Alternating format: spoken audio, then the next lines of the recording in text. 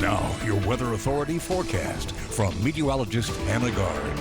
Welcome back. It's 12:29. We have a lot of storms popping up across the region. As we head into the afternoon hours, we have some really heavy rainfall that's popped up along the lake. That's where we're seeing multiple flash flood warnings. We've seen some flood advisories as well. So we'll start on the North Shore. This is the original flash flood warning that we had.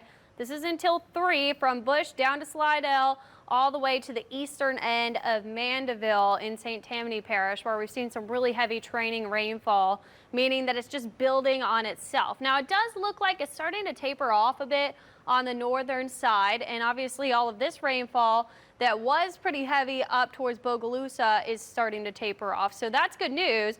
The bad news, we have some more shower and storm activity building back here by the Wrigleys that are going to head towards Slidell and likely drop some more rainfall. The National Weather Service is reporting they've already gotten 4 inches almost of rain in their rain gauge in Slidell. So really heavy rainfall there. Looks like Twin Span's starting to clear up a bit as we get some of that heavy rain over the lake. Down to the south, we have another flash flood warning. This is from St. Charles Parish through Destrehan, Kenner, including Metairie and parts of the New Orleans metro, where we're seeing some pretty heavy rainfall as well. So let's take a look closer in here. Most of this is now in the northern parts of the metro, where we're near City Park, Gentilly, where they've already gotten a lot of rainfall. Just north of Mid-City, we're seeing some training rain. You can kind of see how it's just popping up off of one boundary. That's why we're just seeing it sitting in this same area. Lakeview along the lakefront, UNO seeing that really heavy rainfall. So rain totals up here around 2 to 3 inches now as well. Over to the west, we're seeing some heavy rain. This has just started building, so those rain totals not quite as bad yet, but Kenner's starting to get that rainfall. You can see it's maybe popping up either the lake breeze or just over the Mississippi River. So we're going to have to watch these areas where we could see some street flooding. We've certainly seen some photos on social media that may indicate that we're already having that issue. So make sure you're being very cautious in the metro and up in Slidell. We have more shower activity building back here. You can see how this is moving to the west. And we have some of these little areas that are stationary. That westward overall motion of the atmosphere is interacting with these boundaries, and that's what's popping up that rain. So we'll have to watch for that. We're also seeing that happen over in parts of Terrebonne. You can see the westward motion of some of these storms, and then some of these are just kind of sitting there.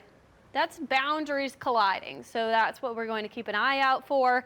This is the lakefront right now, really seeing some tumultuous conditions, whiteout really, heavy rainfall. So do not head out if you're in one of those flash flood warnings.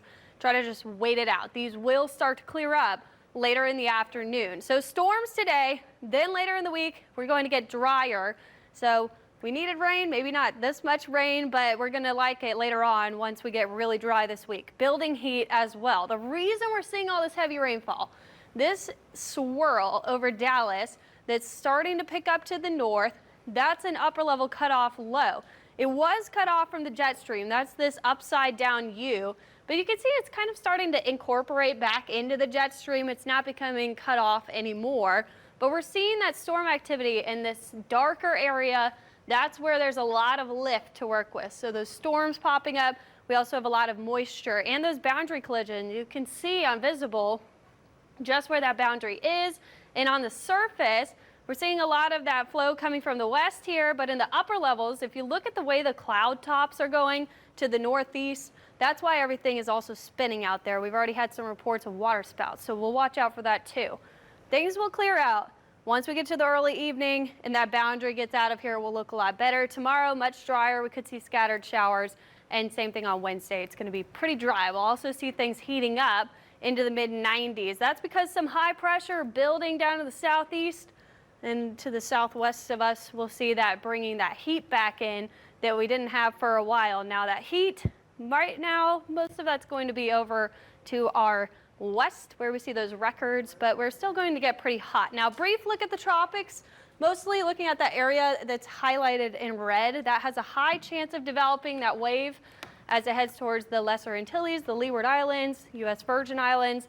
Could become a very strong hurricane. Now, northeast turn is likely, so no impacts to us, but we'll continue to watch that as we go throughout the week. For us, it's just those storms out there, Liz.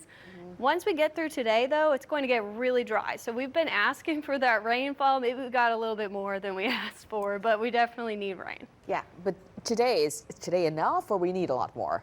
To kill a drought, it takes sustained amounts of rain over a period of time. Will it help a little bit with the drought conditions? Maybe. Yeah. But the problem is the ground is so dry, so it's going to cause flooding more easily because it's not as porous. Exactly. So it can't absorb the water. So that's going to be a problem out there.